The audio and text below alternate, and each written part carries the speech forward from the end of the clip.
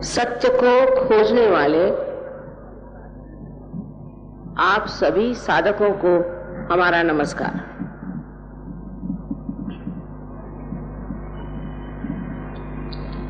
सबसे पहले ये जान लेना चाहिए कि सत्य है वो अपनी जगह पर है, उसे आप बदल नहीं सकते, उसकी आप कल्पना नहीं कर सकते और न ही आप उसे जान सकते। इस मनुष्य धारणा में आप सत्य को जान नहीं सकते। इस उत्क्रांति में, इवोल्यूशन में आप इंसान बन गए,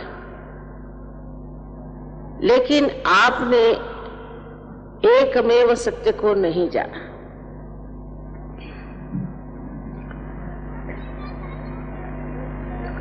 सत्य अनेक नहीं हो सकते। जब आप सत्य के प्रांगण में आ जाएंगे तो आपको आश्चर्य होगा कि सब लोग एक ही बात को सत्य मानेंगे। फिर किसी तरह का झगड़ा हो ही नहीं सकता, कोई उसमें वाद विवाद हो नहीं सकता। अगर सबको एक ही चीज दिखाई दे रही है और जानी जाती है, तब फिर ये जो अलग अलग तरह की धारणाएं बनी हुई हैं, ये सब इकट्ठी समेट जाती है।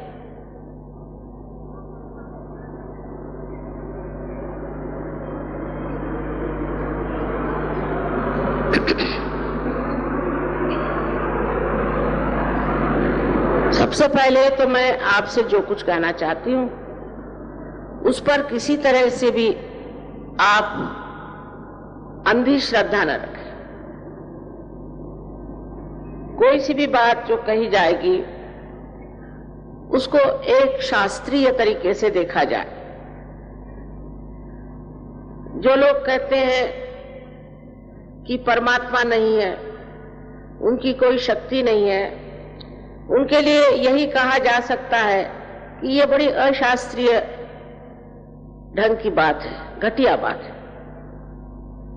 क्योंकि अगर आपने अभी पता ही लगाए नहीं कि परमात्मा है या नहीं और आप ऐसे ही कहते रहे कि परमात्मा नहीं है, तो ये बड़ी अहंकार की बात है। कम से कम शास्त्रीयता से इसको पता लगा ले। अगर वो है तो फिर तो मानना होगा। इसी प्रकार जो कुछ भी आज आपके सामने मैं निवेदन कर रही हूं, उसको आप पड़ताल लें, देख लें। अगर वो सिद्ध हो जाए तो एक ईमानदार इंसान के नाते आपको उसे मानना पड़ेगा। क्योंकि ये जो सत्य है, इसी से हमारे सारे प्रश्न छूट जाए। आपका जो व्यक्तिगत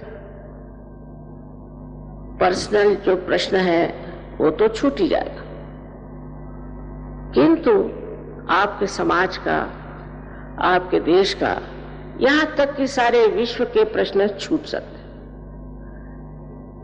इसका कारण यह है कि हम अपने अंदर की व्यवस्था को जानते नहीं कि परमात्मा ने हमारे अंदर कोई व्यवस्था बनाई है या नहीं। हम अपने को भी नहीं जानते। हाँ, कहने को हम कह सकते हैं कि ये मेरा घर है, ये मेरी मोटर है, ये मेरे बच्चे हैं। मेरे पर मेरा ये जिससे आ रहा है, ये मैं कौन? इस मैं को हम जानते नहीं। 3-4 किताबें पढ़ लेने पर सोचने लग जाते हैं कि हम बड़े जानकार हैं। किताब पढ़ने से जानना नहीं हो सकता, वो बुद्धि पुरस्सर है, बुद्धि में बैठता है। लेकिन बुद्धि से परे जो सत्य है उसको जानने के लिए आपको एक और छलांग मारनी है, और वो है आत्म साक्षात्कार। क्योंकि सत्य यह है कि आप शरीर, बुद्धि, मन, अहंकार आदि जो उपाधियां हैं वो नहीं है। इसी से आप परेशान और त्रस्त हैं कि आप उन्हीं को मैं समझे बैठे, किंतु आप शुद्ध आत्मा है। अभी तक ये कार्य विशेषता इस महाराष्ट्र में होता था, किंतु परंपरा ऐसी थी कि एक गुरु एक ही शिष्य को ये आशीर्वाद देता। सो इसी महाराष्ट्र में ज्ञानेश्वर जी जैसे बड़े महान संत हुए। उन्होंने अपने गुरु जो उनके भ्राता थे उनसे इजाजत मांगी, उनसे परमिशन मांगी कि किसी तरह से आप मुझे ये इजाजत दे दीजिए कि मैं जो अब ज्ञानेश्वरी लिख रहा हूं उसमें इसके बारे में लिखूं कि आत्मदर्शन कैसे होता है। और उन्होंने अपने 6ठे अध्याय में बहुत साफ तरीके से कुंडलिनी का वर्णन किया। हालांकि कुंडलिनी का कार्य हजारों वर्ष से इस देश में होता है, लेकिन वो एक गुप्त तरह से था जो नाथपंथियों ने चलाया। उन्होंने 6ठे अध्याय में लिखने के बाद जो धर्म मार्तंड थे उनको तो कुंडलिनी के जागरण के बारे में या कुंडलिनी के बारे में कुछ भी मालूम नहीं था, तो उन्होंने कहा ये चीज निषिद्ध। जब उन्होंने कहा कि ये चीज निषिद्ध है तो आम जनता जो है उसने सोचा कि भाई जो निषिद्ध चीज है उसे क्यों पढ़ा जाए, उसे क्यों जाना जाए। लेकिन उसके बाद 16वीं शताब्दी में यहीं पर इसी महाराष्ट्र में अनेक साधु संत, हम लोग भूल गए उनको, उन्होंने यहां अपना खून सींचा और अनेक बार कुंडलिनी पर उन्होंने बताया। छत्रपति शिवाजी महाराज के गुरु रामदास स्वामी, उनसे पूछा गया कि ये कुंडलिनी का जागरण कितनी देर में होता है, तो उन्होंने कहा तत्क्षण, उसी क्षण होता है, किंतु लेने वाला चाहिए और देने वाला चाहिए। ये सारी बातें अब किताबों में रह गई और बाकी सब बेकार की बातें आज समाज में फैल रही हैं।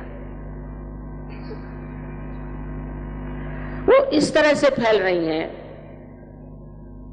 जैसे कोई आग फैलती है, और हमारे समाज का सर्वनाश इसी फैलती हुई आग से होने वाला है, क्योंकि हमारे पास सत्य का दीप नहीं है। हम देख नहीं पाते कि कहां हम जा रहे हैं, हमारा रास्ता कौन सा है, हम किस मार्ग पे अग्रसर हो रहे हैं। विशेषकर विदेशी लोगों पर का असर स्वतंत्रता के बाद हमारे ऊपर बहुत जोरों में आ गया। पहले तो हम अंग्रेजों से लड़ते रहे, तब तक हमारी संस्कृति के प्रति हमारी श्रद्धा रही और हमारे महान जितने भी नेता हुए उन्होंने भी उस संस्कृति का बड़ा मान रखा। आपको ये कहने में मुझे जरा भी हिचक नहीं होती कि भारतीय संस्कृति से बढ़ के संसार में कोई संस्कृति नहीं। इन बाहर के लोगों को म्लेच्छ कहा जाता था, ऐसा कहना है। जहां की एक बार ईसा मसीह कश्मीर में शालिवाहन राजा से मिले थे। शालिवाहन ने बाद में यहां भी राज्य किया, तो उन्होंने उससे पूछा कि भाई तुम कौन हो? ईसा मसीह ने कहा मेरा नाम है ईसा और मैं म्लेच्छों के देश से आया हूं, यही मेरा देश है, मुझे यही अच्छा लगता है। तो उन्होंने कहा कि राजा शालिवाहन ने कि भाई तुम उस जगह जाओ जहां म्लेच्छ रहते, यहां आकर तुम क्या काम कर सकोगे, तुम्हारा तो कार्य म्लेच्छों के बीच में है। और वो जब गए तब 3.5 साल बाद उनको क्रूस पे लटका दिया गया। म्लेच्छ का अर्थ है मल इच्छ, जिनकी इच्छा मल के ही ओर जाती है। भारतीय संस्कृति पवित्रता को मानती है, मनुष्य की पवित्रता अंदर बाहर होनी चाहिए। इस पवित्रता के सहारे ही हमारा यहाँ का संसार चलता था और इसीलिए पवित्रता का आदर किया जाता था। जो मनुष्य अपवित्र है और जो मनुष्य गंदे काम सिखाता है, ऐसे आदमी को हमारे यहाँ कोई स्थान नहीं था। तो ये मल की तरफ इच्छा जाने वाले जो लोग हैं, आज हम लोगों को क्या सिखाएंगे? इनके पास है ही क्या हमें देने के लिए? खुद अपना देखे तो पूरी तरह से इनका सर्वनाश हो रहा है। आज मैं न जाने कितने देशों में घूमी, उनके अंदर जो बिल्कुल मूलतः जो पवित्रता का विचार होना चाहिए वो ही नहीं है। वो तो समझते ही नहीं, न जाने कैसी कैसी बातें वो निकालते हैं। छोटे बच्चों को मार डालते हैं, उनको पता नहीं क्या करते हैं, दुनिया भर के गंदगी, मैंने नर्क से भी बदतर चीजें वो लोग करते हैं। उनसे हमें क्या सीखने का है? आजकल मैं देखती हूँ हर जगह हमारा भी वही हाल हो रहा है। हमारे बच्चे भी उनकी तरह गंदे कपड़े पहन के घूमते हैं। गंदगी तो उनके जीवन का लक्ष्य ही है और उसी ओर जाते हैं, और हजारों वर्ष से हमने इनको म्लेच्छ कहा। इनसे कुछ सीखने लायक नहीं। भारतीय संस्कृति के और फिर से आप मुड़िए। इसका मतलब मैं नहीं कह रही कि कोई धार्मिकता का वो झंडा लेके चले या कुछ नहीं। धर्म अपने अंदर होता है। जब तक वो जागरूक नहीं होता, किसी भी धर्म का नाम लेना बिल्कुल व्यर्थ बात है। कोई हिंदू हो, चाहे मुसलमान हो, ईसाई हो, कुछ भी हो, वो हर तरह का पाप कर्म कर सकता है। उसको कोई धर्म रोकता है? कोई रोक नहीं सकता। पर जब आपके अंदर धर्म जागृत हो जाता है तो आप स्वयं एक साधु हो जाते हैं, एक संत हो जाते हैं। उसके लिए घर द्वार छोड़ना, ये इसकी कोई जरूरत नहीं। ये सब अंदर की महिमा है। इसीलिए जब हम अंदर के अंतरतम अपने सौंदर्य को जानते हैं, अपने गौरव को जानते हैं, तभी हम अपनी इज्जत करना शुरू कर देते हैं। और उस आत्म के प्रकाश में जो कुछ गंदगी अपने आप छूट जाती है। आश्चर्य तो ये है कि ये म्लेच्छ लोग जहां मैं जाती हूँ, ये आप लोगों से आगे बढ़ गए। मेरे ख्याल से जितने ये नीचे गर्त में थे उतने ये ऊंचे उठ गए। पता नहीं कैसे, मेरे तो समझ में नहीं आता कि लाखों के तादाद में इन्होंने आत्मदर्शन की इच्छा करी। जिन्होंने भगवान का नाम भी नहीं सुना, ऐसे रशियन लोग हजारों के तादाद, और उन्होंने मुझे जैसा पहचाना, मुझे आश्चर्य उनका भी होता है। क्योंकि मैं तो कोई सीधी सरल हूं, मैं कुछ सींग लगा के नहीं घूमती हूं। लेकिन उन्होंने किसी भी दुष्ट गुरु को वहां टिकने नहीं दिया, सबको उठा भगाया। सिवाय मेरे वहां कोई नहीं जा सकता। आखिर उन लोगों के पास इतने सूझबूझ क्यों आई? उसकी बात यह है कि धर्म के नाम पे हमने भी कर्म कांड करके और आपसी द्वेष भाव करके और धर्म को नष्ट कर दिया। धर्म माने प्रेम है, सत्य माने प्रेम है। जिससे आपको प्रेम होता है, आपको बच्चे हैं, पत्नी है, पति है, जो भी हो, माँ है, उसकी सारी बातें आप जानते हैं ना, उसका सारा ज्ञान आपको हो जाता है। उसी प्रकार ये जो आत्मा का दर्शन है, इसमें आप समझते हैं कि आप प्रेम का सागर हैं, और इस प्रेम के सागर में डूबने का जो मजा है, जो आनंद है, उस आनंद के उपभोग के बाद फिर आपसे नफरत नहीं होती। आप सबको माफ करते चलते हैं और नफरत अपनी खत्म हो जाती है। सबसे बड़ी चीज यह है कि पहले हम भारतीय संस्कृति की जो नींव है उसे समझें, और वो एक ही है कि आत्मा का दर्शन प्राप्त करना। सारे धर्मों का भी यही कहना। कौन सा धर्म जो नहीं कहता है? आप अगर कुरान में देखें तो उसमें लिखा हुआ है कि आपको वली पीर होना चाहिए। आप बाइबल में देखिए तो बिल्कुल सेल्फ नॉलेज की बात की है। Thou shalt know yourself। ऐसा कोई धर्म नहीं है जिसने ये बात नहीं की कि आप अपने आत्मा का दर्शन पहले करें, तब फिर आपको परमात्मा का भी दर्शन हो सकता। आत्मा का दर्शन करने के लिए जो विचित्र विचित्र बातें, कर्मकांडी बातें लोगों ने फैलाई हैं, उनको छोड़ देना चाहिए। या ऐसा कहिए कि जिस सीढ़ी से आप गुजर रहे हैं वो सीढ़ी छोड़ के ही आप दालान में आ सकते हैं। तो इसलिए जो बहुत सी बेकार सी चीज है, उपवास, हमारे यहाँ उपवास की बीमारी, कितने मर्तबा खाना खाते हैं पता नहीं, हमेशा उपवास ही करते रहते बहुत से, और सोचते रहते खाने की बात। फिर दूसरे ये कि अपने शरीर को कष्ट देना, हर तरह का कष्ट, और महीनों पैदल चल के कहीं जाना, और ये इस तरह से अपने पिता परमेश्वर को खुश करने की कोशिश करना।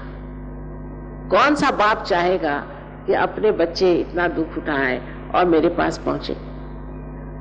ऐसा कोई बाप आपने हिंदुस्तान में तो देखा नहीं होगा, विलायत की नहीं बात मैं कहती, पर हिंदुस्तान में ऐसा तो कोई बाप नहीं होगा जो चाहेगा कि मेरा बच्चा जो हर तरह की आफतें उठाए और फिर मैं उससे मिलूंगा।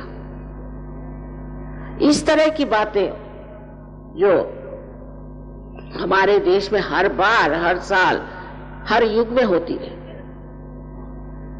सो नानक साहब ने साफ कहा है, सहज समाधि लागू। समाधि जो है सहज में मिलती है, सर के बल खड़े होने से, उपवास करने से, दुनिया भर के कर्मकांड करने से नहीं, पर सहज में आपको समाधि लगती है। यही बात है। और सहज का मतलब है आपके साथ पैदा हुआ। ये योग का आपका जन्म सिद्ध अधिकार है। जैसे तिलक ने कहा था, तिलक साहब बहुत साफ कहा था कि स्वातंत्र्य ये हमारा जन्म सिद्ध अधिकार है, और मैं कहूंगी कि स्वतंत्र को जानना ये हमारा जन्म सिद्ध अधिकार है। स्व माने हमारी आत्मा, और उसके तंत्र को हमें जानना चाहिए, उसको पहचानना चाहिए। आप ये साधारण मनुष्य नहीं। जैसे समझ लीजिए एक छोटा टेलीविजन लेकर आप कहीं देहात में, जंगल में चले जाएं और उनसे कहिए कि इसमें ये मूर्ति दिखाई देगी, वो मूर्ति दिखाई देगी, या कहिए कि इसमें आपको फिल्म दिखाई देगा, तो आप कहेंगे वाह वाह ये तो एक डब्बा है, इसमें क्या दिखाई देगा। देहाती तो नहीं समझ पाएंगे ना, लेकिन हम भी अपने को डब्बा ही समझते हैं। जिस वक्त ये कनेक्शन आपका उस विशेष परमात्मा की शक्ति से हो जाता है, तभी तो आप जान सकते हैं कि आप क्या है। तो दूसरा सत्य यह है कि इस सारे चराचर सृष्टि में एक महान शक्ति कार्य करती है, जिसे हम लोग परम चैतन्य कहते हैं, कोई रूह कहता है, कोई उसे all pervading power of divine love कहता है, चाहे उसे किसी भी नाम से कहे। जैसे पतंजलि ने से ऋतंबरा प्रज्ञा का, आप नाम उसे कुछ भी दीजिए, मतलब ये है कि वो एक महान शक्ति है, और ये शक्ति सारे जीवंत कार्य करती है। जैसे अब देखिए यहाँ इतने सारे फूल हैं, हम लोग सोचते भी नहीं कि कितना बड़ा चमत्कार है कि ये फूल एक बीज से निकले और तरह तरह के रंग और तरह तरह की खुशबू लेकर के संसार में आए। ये कैसे आए, ये कैसा चमत्कार घटित हुआ, किसी भी चीज के बारे में हम सोचते नहीं। यानी समझिए कि हमारा हृदय कौन चलाता है। अब डॉक्टर से पूछे तो वो कहेंगे ऑटोनॉमस नर्वस सिस्टम। ऑटो कौन है, ऑटो कौन है, उसका जवाब नहीं, क्योंकि हम बाहर से किसी चीज को देख रहे हैं, पर अगर अंदर से हम जाने तो हमारे अंदर अनेक शक्तियां ऐसी हैं जो हमने आज तक इस्तेमाल नहीं की।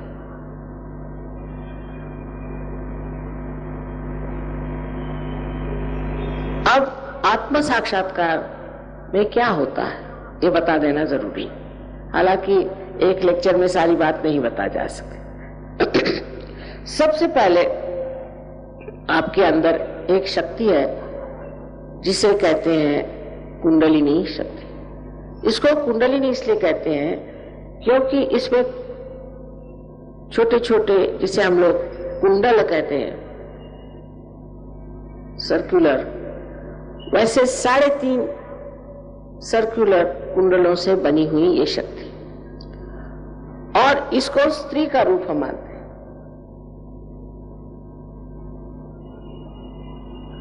इसको हम स्त्री का रूप मानते हैं क्योंकि ये आदि शक्ति का ही प्रतिबिंब है, रिफ्लेक्शन है।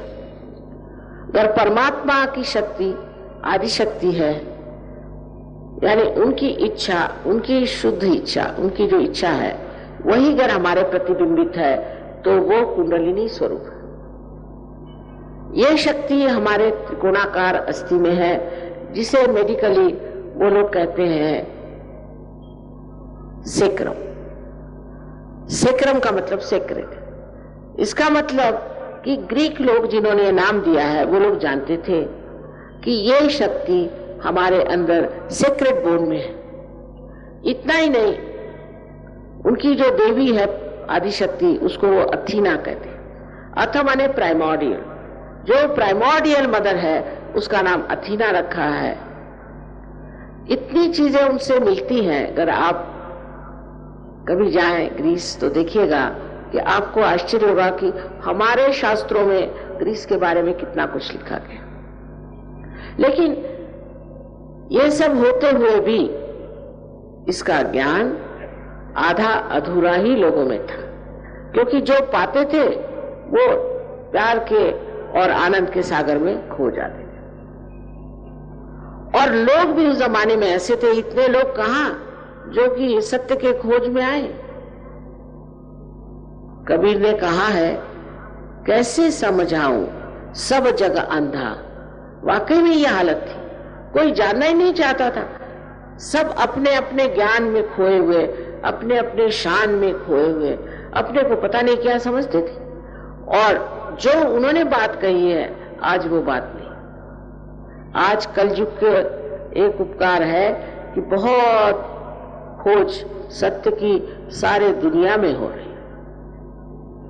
हिंदुस्तान में कम है पर और जगह बहुत है, क्योंकि हम सोचते हैं हम बड़े धार्मिक है, सुबह से शाम तक हमने 2-4 भजन गाए हो गए, हम तो बड़े ही है। उससे आगे जाने की इच्छा कम। इस साल दूसरी बात है, पर इससे पहले तो मैं सोचती थी कि ये पूना है और शास्त्रों में इसको पुण्य पट्टनम कहते हैं। सारे महाराष्ट्र में सबसे ज्यादा पुण्यवान यही जगह है, लेकिन ऐसा देखती नहीं थी मैं। अब आश्चर्य होता है कि आप लोग इतने यहाँ आए हैं उस परम तत्व को पाने के लिए जिसके प्रकाश से आपका जीवन, सारे संसार का जीवन आलोकित हो सकता है। क्योंकि जो कुछ भी संसार के प्रश्न है वो अधिकतर मनुष्य की वजह से। हाँ, अभी किसी ने कहा कि तो फिर लातूर में भूकंप क्यों हुआ? यहां पर 3 साल मैंने भाषणों में कहा कि आपके यहां जरूर भूकंप होगा। उसकी वजह ये कि गणपति के उत्सव में गंदे गंदे गाने, विभत्स तरीके डांस और सब उस गणेश जो कि पवित्रता का प्रतीक रूप है आप लोग करते हैं। ये गणेश बहुत जाज्वल्यवान है। आप नहीं सोचिए कि सिर्फ मिट्टी का गणेश है। और एक दिन जब भड़केगा तो इस महाराष्ट्र में भूकंप आएगा और आने वाला है। और यहाँ 4 गणेश वर्तमान है, वो स्वयंभू है। स्वयंभू माने वाकई पृथ्वी से आए हुए। और आप उनमें जाके जब आत्म साक्षात्कार पे देखिएगा तो सब में से चैतन्य बहता। और वहां पर हमारे लोग गणपति की ऐसी विभत्स विटंबना करें सो गणपति नहीं सहन कर सकेंगे, वो बहुत जाज्वल्यवान है। और अब वही हुआ। एक लातूर ही ऐसा हमारा सेंटर था जहां मैं नहीं गई, और वहां पर ये बड़ा भारी भूकंप हुआ। बहुत दुख की बात है, क्योंकि चतुर्दशी के दिन के बाद गणपति विसर्जित करके सब लोग आए और शराब पी के नंग धुड़ंग होके नाच रहे थे और सब गड़प होगा। और दूसरी आश्चर्य की बात है, आप पता करें कि एक भी सहयोगी के घर में जरा सी भी कोई ऐसी लकीर भी नहीं आई और एक भी सहयोगी मरा नहीं।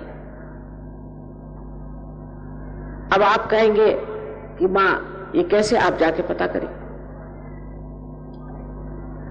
जिस भगवान को आप बहुत मानते हैं, अब यहां भी मैंने देखा कि क्रीड़ा नगरी में गणपति वगैरह बनाए, सब कुछ किया, उनकी इज्जत तो करना जानते नहीं। क्या उनकी मूर्ति बना देने से या देखे ऐसे नमस्कार करने से हो जाता है? अगर आप वाकई गणेश जी को मानते हैं तो सबसे पहले जान लेना चाहिए कि आपके अंदर पवित्रता आनी चाहिए। वो चिर बालक और गणपति का विशेष आशीर्वाद इस महाराष्ट्र में। शराब तो इतनी महाराष्ट्र में चल पड़ी है कि रास्ते में आप देखिए, अगर किसी गांव में जा रहे हैं तो रास्ते पर लोग खटमल के जैसे पड़े हुए हैं शराब पी करके। शर्म आनी चाहिए।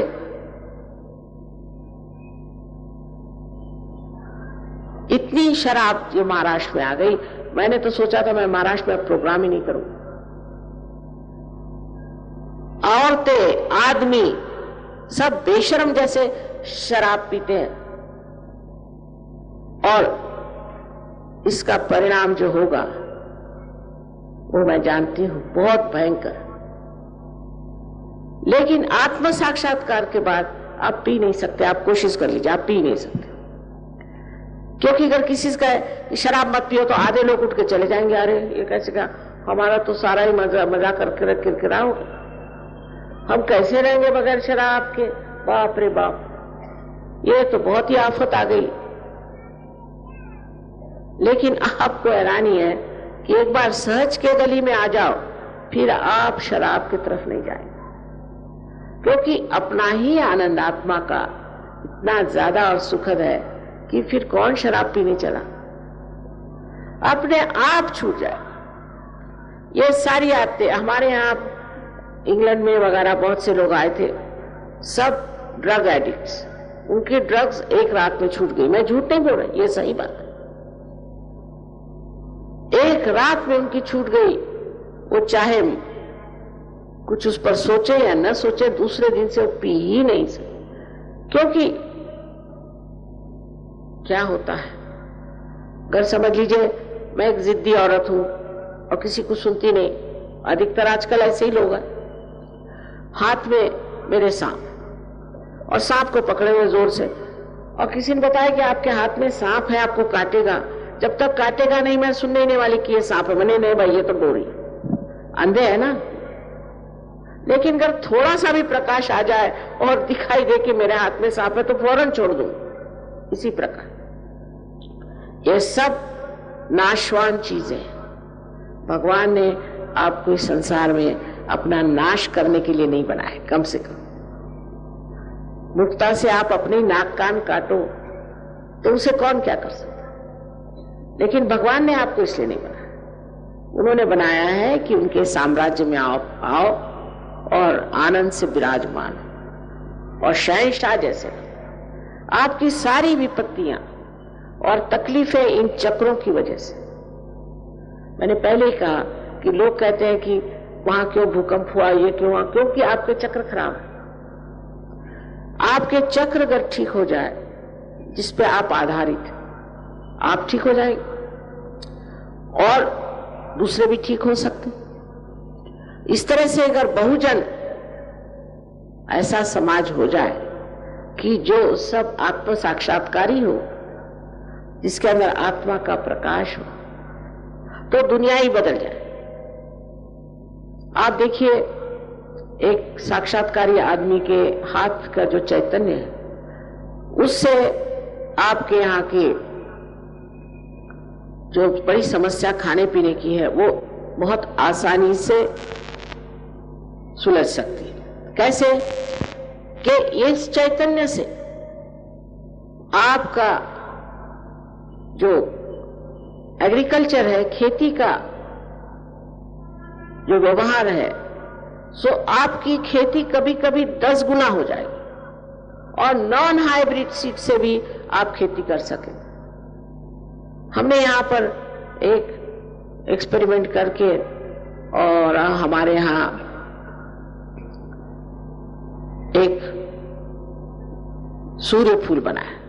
वो 2 फुट बड़ा था, 2 फुट उसकी सर्कमफरेंस नहीं, उसकी डायमीटर 2 फुट। और उसको देख करके फिर पेपर वालों ने भी छापा, कलेक्टर इन भाई ने भी माना, पर बस खत्म। उसके बाद कोई आया नहीं।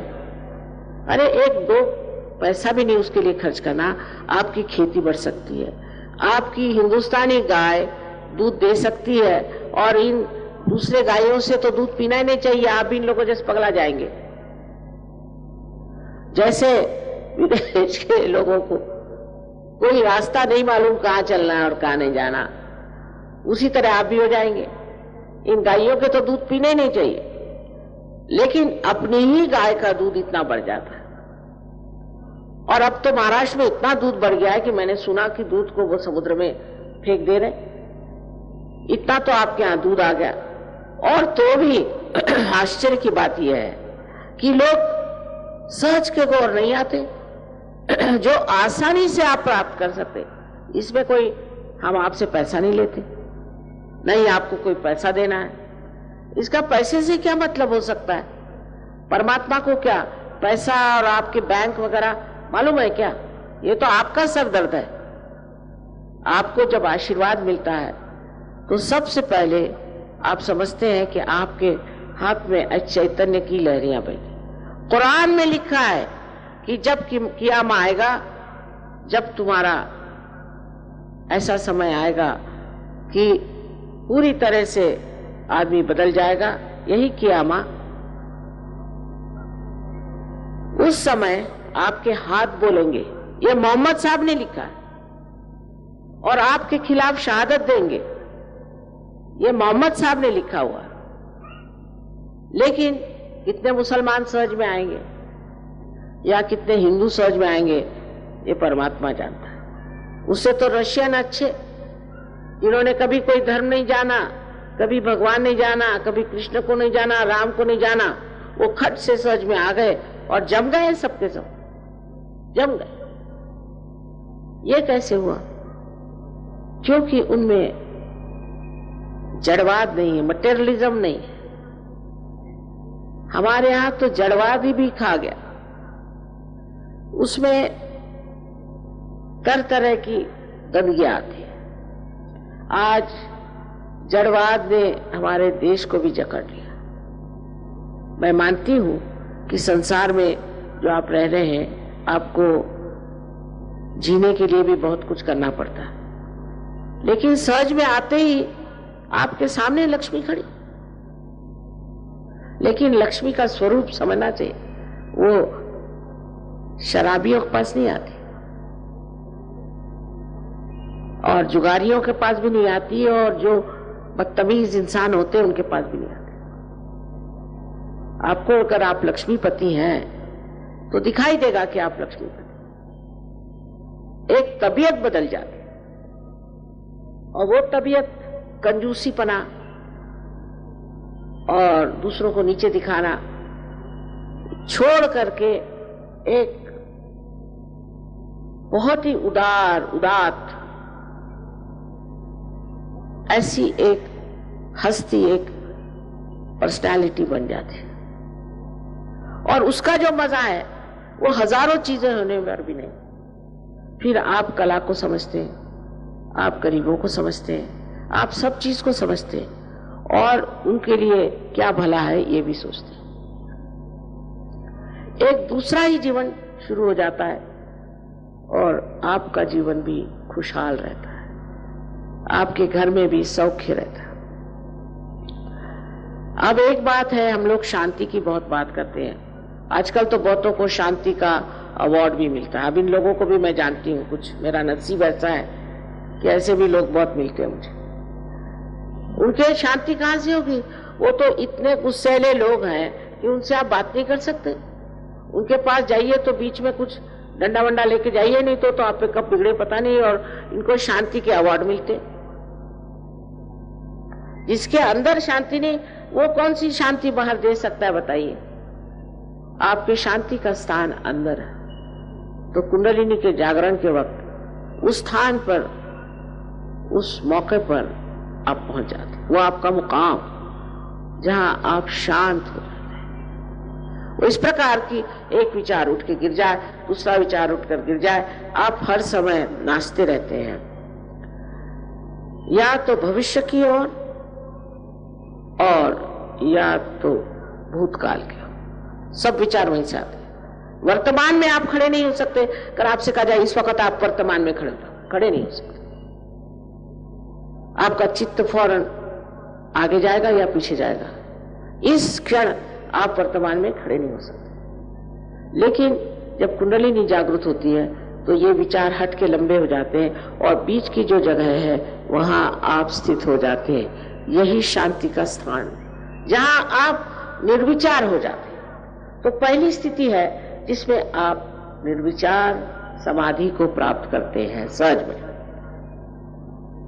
लेकिन निर्विचार होते हुए भी आप समाधि माने पूरे सतर्क। ये नहीं कि उस वक्त आप बेहोश, पूरी तरह से होश बढ़ गया, हर चीज नई तरीके से दिखाई देने लगती। यह स्थिति पहले आती है। और जब ये कनेक्शन आपका पक्का हो जाता है इस सर्वव्यापी शक्ति के साथ पूरी तरह से, तब आपको निर्विकल्प समाधि की प्राप्ति होती है। और इससे आप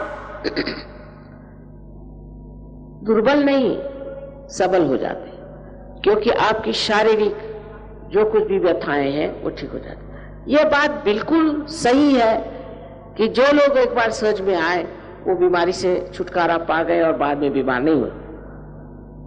ये बात बिल्कुल सही। और ऐसी ऐसी बीमारियां जिसका इलाज डॉक्टर लोग कर ही नहीं सकते। इसका मतलब नहीं है कि सब डॉक्टरों के पेट पर पैर आएगा, ये कभी नहीं।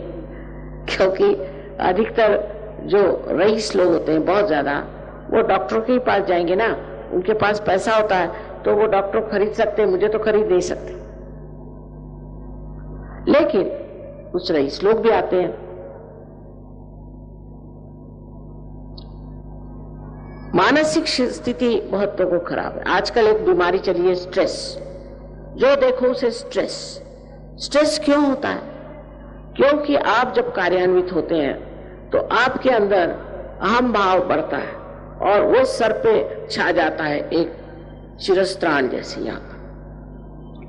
लेकिन जब कुंडलिनी जागृत होती है तो वो इस ब्रह्मरंध्र को छेद देती है और मानो एक छेद सा, जिसमें से आपकी सारी परेशानियां, आपका सारा स्ट्रेस निकल जाता है। और आप महसूस कर सकते हैं कि आपके सर के अंदर से ही ठंडी ठंडी हवा है। उसमें शंका करने कोई बात नहीं, क्योंकि आप ये सब हैं, यह आप ही की शक्ति है, आप ही के अंदर से ही जागृत हुई और आप ही को इसने आशीर्वादित किया। समझ लीजिए कि आपकी अपनी व्यक्तिगत मां है, आपके बारे में सब जानते हैं। जैसे टेप रिकॉर्ड होता है, ऐसे इसने अपने अंदर सब आपके बारे में जान रखा और वही आपको पुनर्जन्म देती है और आपका दूसरा जन्म होता है जिसके लिए वो लालायित है। इसमें हमारा आपका कोई लेना देना नहीं बनेगा, कोई भी नहीं, क्योंकि आपकी शक्ति है। अब समझ लीजिए कि एक दीप जला हुआ है और उसने अनेक दीप जला दिए, तो उसमें उस दीप का क्या लेना देना बना रहा? इसलिए इसमें कोई भी आभार किसी के मानने की बात नहीं है। उल्टे हमें ही आपके आभार मानने हैं कि आप लोग आए और अपने आत्म साक्षात्कार के इच्छा से यहाँ बैठे रहे। इतने देर कोई बैठते भी नहीं लोग आजकल को, तो पता नहीं क्या आदत लग गई है कि वो आराम से इतनी देर शांति से बैठते भी नहीं।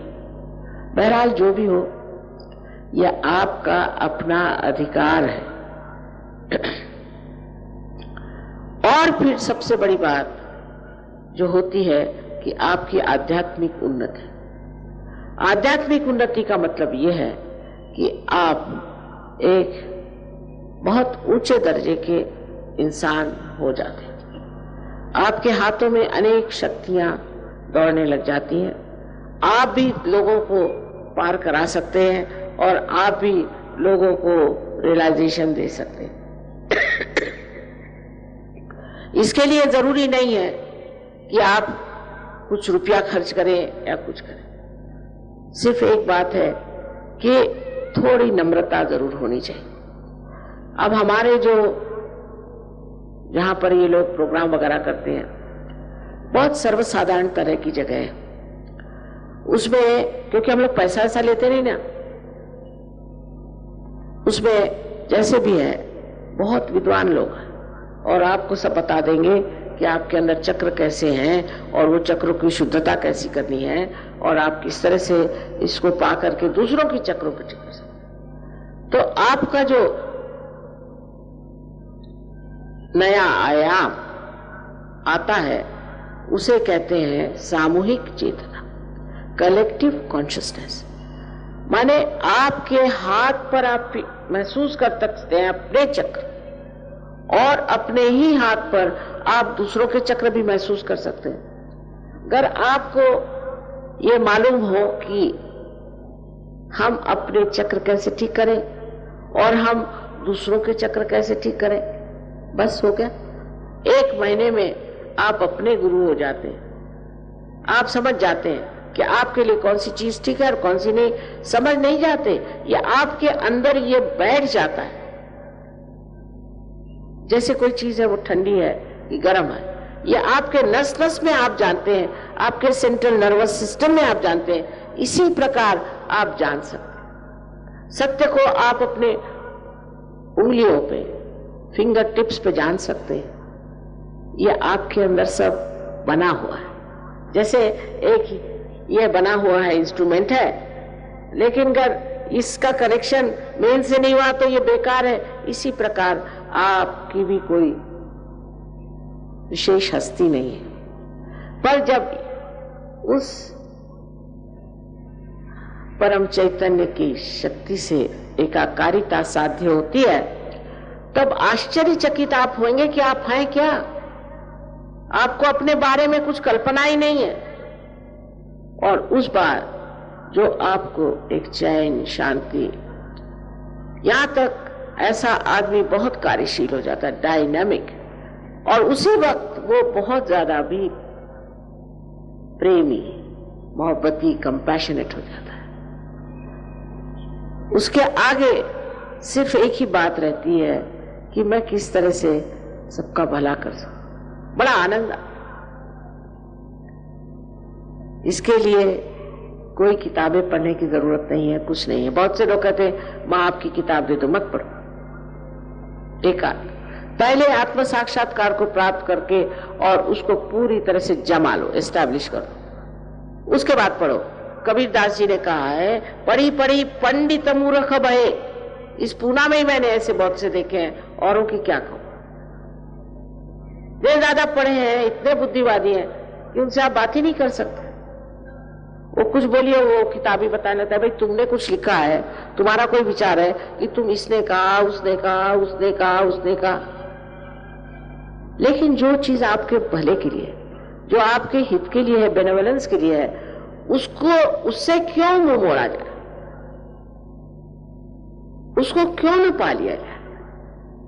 ये मेरी समझ में नहीं आता था, पर अब देखती हूं कि लोग समझ रहे हैं और समझ रहे हैं कि हमारी जिंदगी जो है वो किसी न किसी विशेष रूप के लिए बनी हुई। इसलिए नहीं कि पैदा हो और बच्चे पैदा करो और उसके बाद इंश्योरेंस करो और मर जाओ, इसके लिए नहीं। इससे कहीं अधिक हमारी जिंदगी का मूल्य है और उस मूल्य को हमें प्राप्त करना। मराठी में भी, हिंदी में भी, अंग्रेजी में भी, जो जो भाषाएं आती। लेकिन ये लेक्चर भी जो है एक तरह से दिमागी जमा खर्च। जब तक आप उस परम तत्व को प्राप्त नहीं करते तब तक सब बेकार। इसलिए आप अपने अंदर ये इच्छा रखें, शुद्ध इच्छा इस वक्त रखें। एक ही है शुद्ध इच्छा, बाकी तो अशुद्ध है। क्योंकि कोई सी भी इच्छा करो, आज किसी ने इच्छा करी कि मैं एक मोटर खरीद लूं, खरीदी मोटर, कुछ नहीं, फिर मुझे घर चाहिए, फिर घर मिल गया तो अब मुझे एरोप्लेन चाहिए, एरोप्लेन नहीं तो फलाना चाहिए। वो अंत ही नहीं होता। इसका मतलब आपकी जो इच्छा थी नहीं, वो आपकी इच्छा ही पूरी नहीं होती। इकोनॉमिक्स में कहा जाता है ना कि wants are not satiable in general, वही बात है। तो वो कौन सी वांट है, वो कौन सी डिजायर है जो संतुष्ट होती है?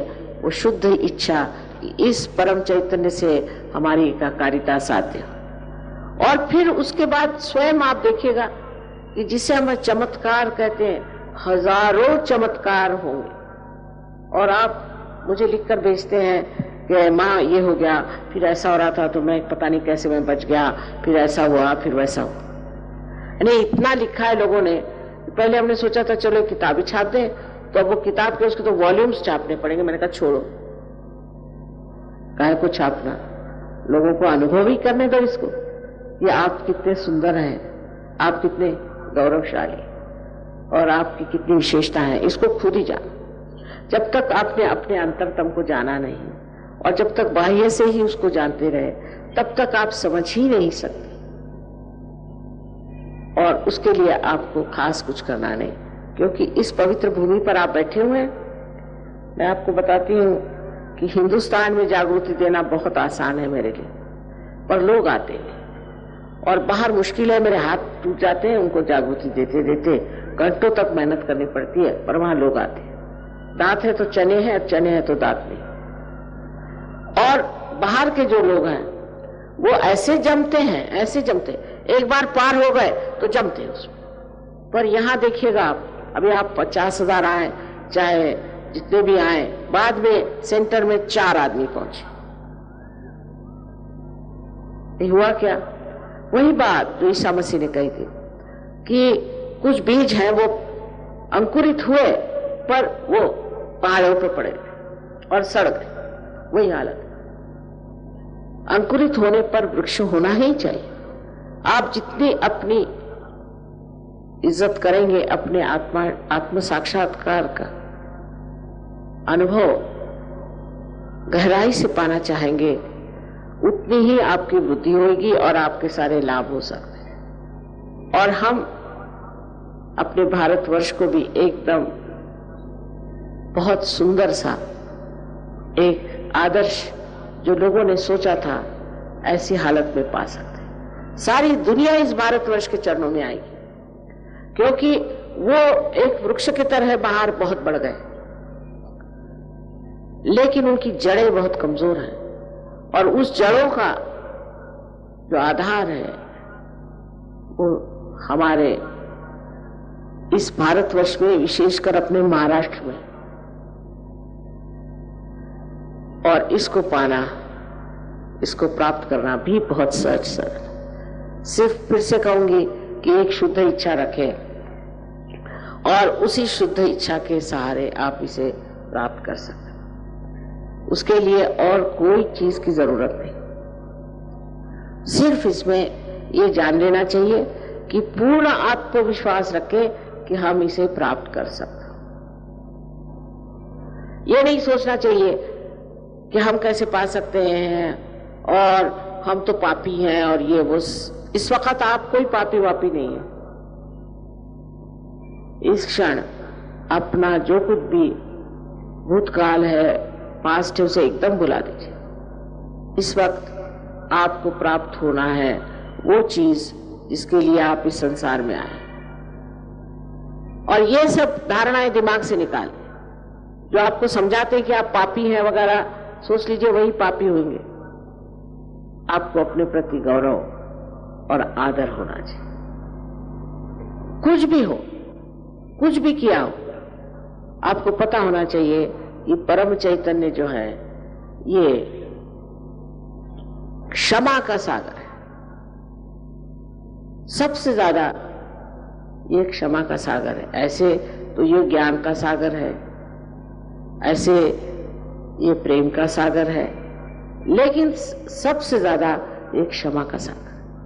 और इसलिए आपका कोई भी गुनाह ऐसा नहीं है जो एक क्षमा नहीं कर सकते और अपने अंदर पूरी तरह से नष्ट नहीं कर सकते। इसलिए आप कृपया ये जान लीजिए कि अपने प्रति एक प्रसन्न चित्त रहना चाहिए इस वक्त। और जो और भी आसान चीज है वो है कि आप सबको एक साथ क्षमा कर दीजिए। बहुत से लोग कहते हैं क्षमा करना बड़ा कठिन है, पर सोचिए कि आप क्षमा करते हैं तब आप करते क्या है? कुछ भी नहीं करते। क्षमा करते वक्त आप क्या करते? कुछ भी नहीं करते। और क्षमा नहीं करते तो भी कुछ नहीं करते। पर जब आप क्षमा नहीं करते तब दूसरों के हाथ खेलते, गलत लोगों के हाथ खेलते, क्योंकि आप ऐसे लोगों के बारे में सोचते रहते हैं जिन्होंने आपको दुख दिया और आप अपने को दुख देते रहते हैं, नाराज होते रहते हैं, परेशान होते रहते हैं।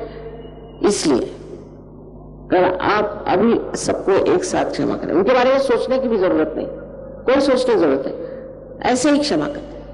क्षमा करते ही आप देखेंगे अभी बड़ा हल्कापन हो जाए। सबको एक साथ क्षमा करते, क्योंकि जो आज्ञा का चक्र है ना, ये बहुत संकीर्ण है और इसके अंदर से कुंडलिनी को निकलने के लिए चाहिए कि वो जरा सा खुल जाए।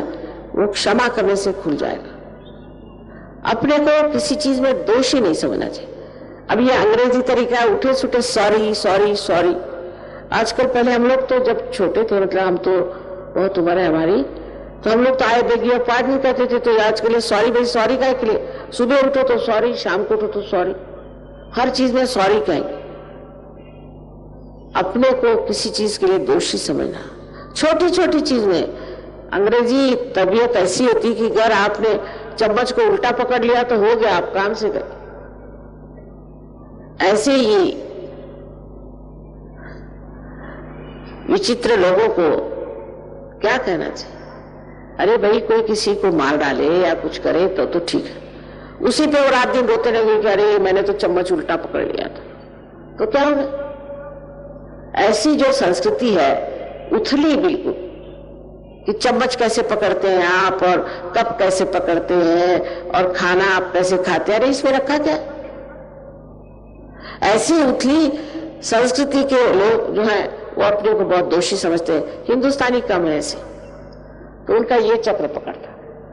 और जब ये चक्र पकड़ता है तो इससे अनेक बीमारियां हो सकती है। तो स्पॉन्डिलाइटिस नाम की जो बीमारी है जिसमें हड्डियां हिल जाती हैं, या अंजाइना नाम की बीमारी है, जो लोग अपने को सोचते हैं कि मैं बड़ा दोषी हूं और बात बात में सॉरी करते हैं,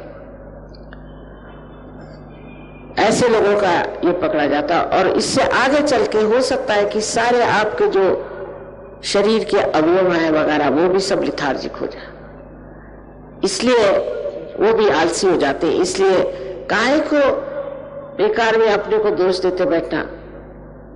आप में कोई दोष नहीं, जैसे भी है परमात्मा को प्यारे, उन्होंने आपको बनाया, वही जान ले।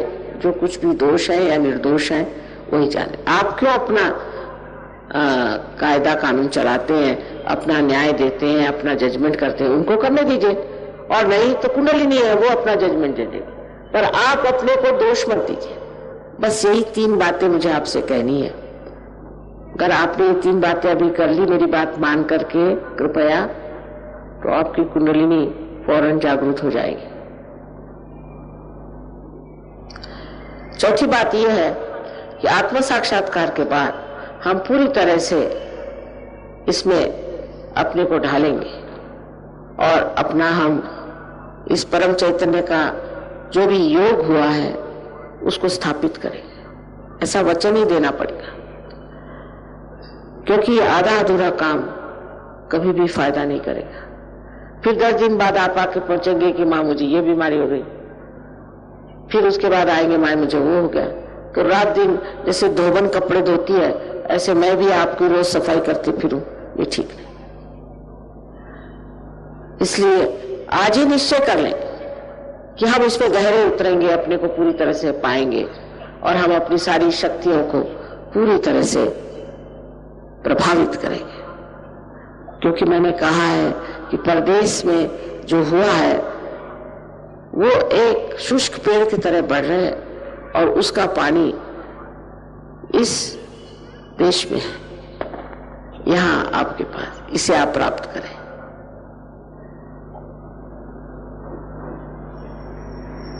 सबको मेरा अनंत आशीर्वाद। अब इसमें बहुत, मैंने आपसे कहा कि आप जहां बैठे हुए हैं यही पुण्य भूमि। क्या बताऊं मैं आपको, आप लोग विश्वास नहीं करेंगे कि हमारा देश एक योग भूमि है। किसी को समझता नहीं, इसलिए कि वो अभी आध्यात्म में उतरे नहीं। परदेश से जो यहाँ आते हैं लोग हमारे पास, वो प्लेन से उतरते ही जमीन को चूमते हैं, नमस्कार। इसी योग भूमि में हमें योग प्राप्त हो, इतनी इज्जत वो करते हैं इस देश की। और सारे तरफ चैतन्य है, पता नहीं आपको दिखाई देता है कि नहीं, सब दूर प्रकाश आकाश में, आप देखें सारे दूर चैतन्य फैला। इसका पूरा फायदा मैंने उठाया है और आप लोग भी उठाइए, क्योंकि ये हम सबके हित के लिए, सबके भलाई के लिए।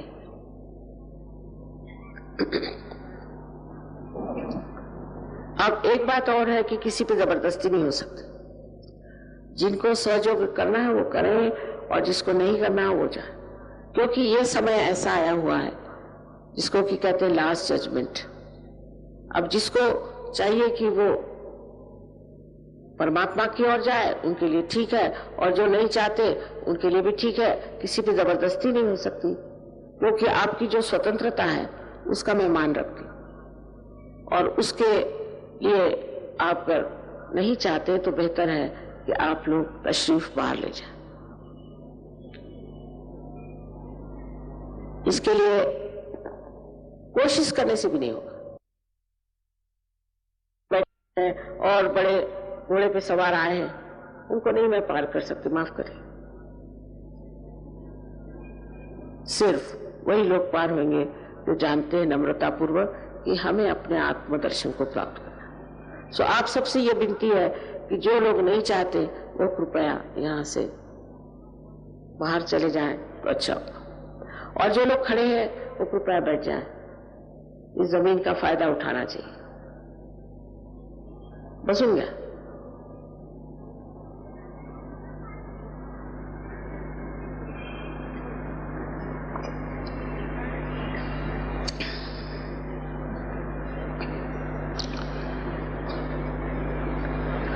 ये काम सिर्फ 10 मिनट का है, और 10 मिनट के लिए आप शांति से बैठे।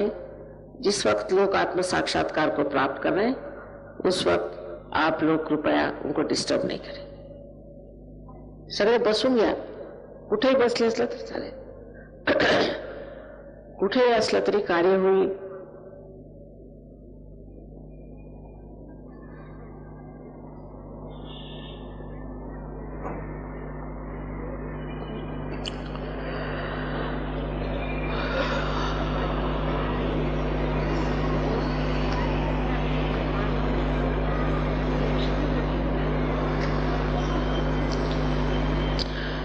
अब आपके पैर में अगर जूते हो तो उसे उतार दें और दोनों पैर जमीन पर अलग अलग रखें। जो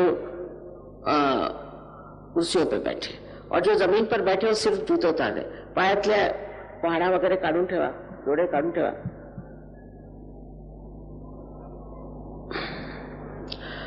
आणि जमलं तर टोपाही काढा। आई समोर कशाला टोपी पाहिजे? मी काय मिनिस्टर नाही आहे। आईचा हात नेहमी डोक्यावर असतो, कारण ब्रह्मरंध्र छेदायचं आहे ना।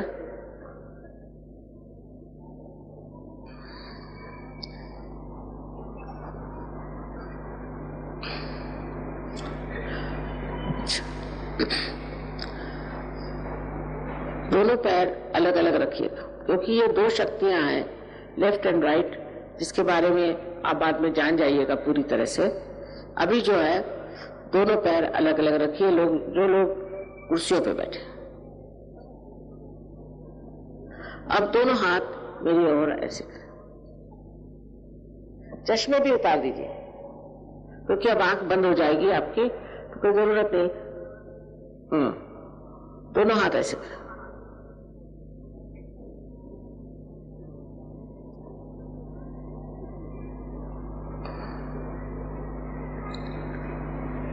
अब सर झुका लें थोड़ा, और हमारी ओर लेफ्ट हैंड करें। डावा हात माझ्याकडे करा, मान थोडीशी वाकून घ्या आणि डावा हात माझ्याकडे, और आंख बंद कर लें, डोळे मिटा। अब राइट हैंड तालू के ऊपर रख के देखिए, टाळू वर ठेवा।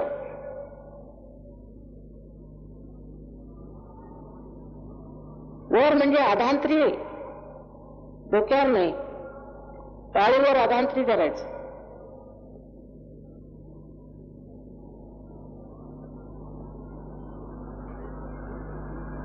अब देखिए कि आपके सर में से, तालू पर से कोई ठंडी या गर्म हवा आ रही होगी। अगर आपने माफ नहीं किया तो गर्म आ रही होगी, माफ कर दीजिए। ठंडी या गर्म हवा, आदि शंकराचार्य ने कहा है सलीलम सलीलम, ठंडी ठंडी, किंतु गर्म भी आ रही है तो कोई बात नहीं। अच्छा, अब फिर से राइट हैंड मेरी ओर करें, गर्दन झुकाएं, और लेफ्ट हैंड से देखिए कि सर से, तालू से ठंडी या गर्म हवा आ रही क्या। किसी किसी को बहुत नजदीक आती है और किसी को दूर। और आप अगर हाथ घुमा के देख ले तो आप महसूस कर सकते। उजवा हात माझ्याकडे करायचा आणि डावा हात डोक्यावर अधांतरी करायचा, मान वाकून घ्या, आणि बघा थंड किंवा अशी गरम हवा डोक्यातून येते का। जर तुम्ही क्षमा नसेल केली तर गरम येणार, पण जर क्षमा केली आता तर थंड यायला सुरुवात होईल। अधांतरी धरा, डोक्यावर नको। टाळू कुठे माहिती ना, बरोबर टाळूच्या तिथे अशी फिरवून बघा, कुणाला जवळ येते कुणाला दूरवर। आता डावा हात माझ्याकडे, लेफ्ट हैंड मेरे तौर करे, और फिर सर झुका ले। अब राइट हैंड से देखिए ठंडी हवा आ रही या गर्म हवा आ रही। बिल्कुल सर के ऊपर नहीं पकड़ना है, अधांतरी माने उससे दूर, सर से दूर, तालू पर, फॉन्टेनेल बोन एरिया जिसे कहते हैं वहां पर। और देखिए कि ठंडी या गर्म हवा आ रही है या नहीं।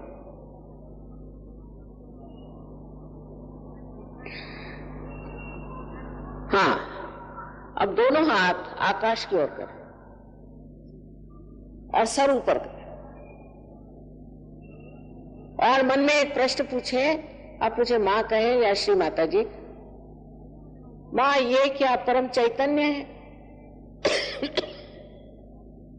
ये प्रश्न 3 बार आप पूछे। क्या माँ ये परम चैतन्य है? अगर आप ईसाई हो तो पूछे mother, is this the cool bridge of the Holi ghost? आप मुसलमान है तो पूछिए क्या यही रूह है? 3 बार पूछिए।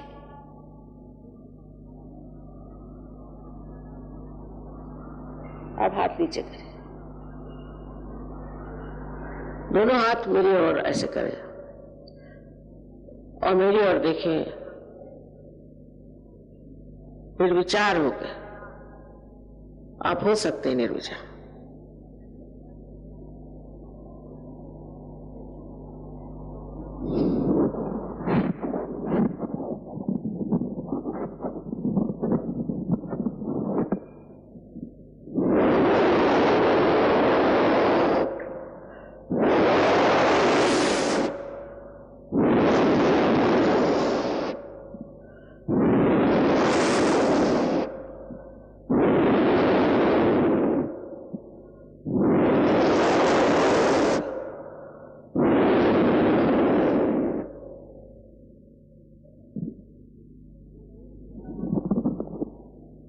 अब जिन लोगों के उंगलियों में या हाथों में या ब्रह्मरंध्र से, जिसे आप तालु कहते हैं, ठंडी या गर्म हवा आ रही, ऐसे सब लोग दोनों हाथ ऊपर करें। वाह वाह वाह, ही तुमची पुण्याई, ये पुण्यपट्टनम की भी पुण्याई। और देखिए कि सारा पूना पार हो गया, और क्या चाहिए। आप सब संतों को मेरा नमस्कार, मेरा नमस्कार, अनंत बार नमस्कार। सगळे पार झाले। हाँ, हाथ नीचे कर लीजिए। अब और क्या कहें, बस इतना ही कि इससे आगे जरूर बढ़ना चाहिए, क्योंकि किसी किसी को तो ऐसा लगेगा कि अब वो स्वर्ग में आ गए, पर ये चीज चलने वाली नहीं है। कनेक्शन पक्का होना चाहिए, और इसलिए आप कृपया सब लोग आए। वहां भी कोई रुपया पैसा देने का नहीं है, सिर्फ थोड़ा सा समय देना होगा बस। और उसके बाद आप अपने बारे में पूरी तरह से जान लीजिएगा कि आप क्या हैं। वहां आपको सब कुछ बता देंगे, सारा ज्ञान, और उसका परताला है, टेंजिबल, साइंस के जरिए पूरा टेंजिबल है। सो इस ज्ञान को आप प्राप्त करें। सबको मेरा अनंत आशीर्वाद।